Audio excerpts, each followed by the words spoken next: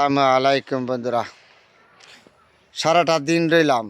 জায়গাটা এক নামে আপনারা চিনেন, নারায়ণগঞ্জ জেলার সোনারগাঁও জাদুঘর।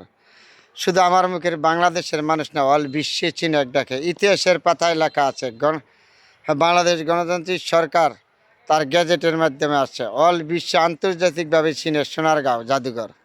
আজকে জাদুঘর ছিলাম, সারাদিন ঘোরাঘুরি করছি। এখন চলে যাব, আপনাদের সাথে যাওয়ার টাইমে শেয়ার করে গেলাম। যদি কারো সময় পান, পরিবার পরিজন আত্মীয় স্বজন নিয়ে ঘুরতে আসবেন, এই জায়গাগুলি দেখা যাবেন। সোনারগাঁও জাদুঘর যে কত সুন্দর, শুধু মুখের কথা না, আসলে দেখলে বুঝতে পারবেন এত সুন্দর জায়গা, এত পরিবেশ।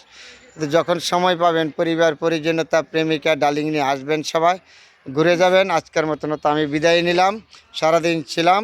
সবাই ভালো থাকবেন, সবার জন্য দোয়া রইল। অন্য কোনো সময় আবার যদি আসি আপনাদের সাথে শেয়ার করব। সুন্দর পরিবেশ রক্ষা করা দায়িত্ব আপনার আমার সবার।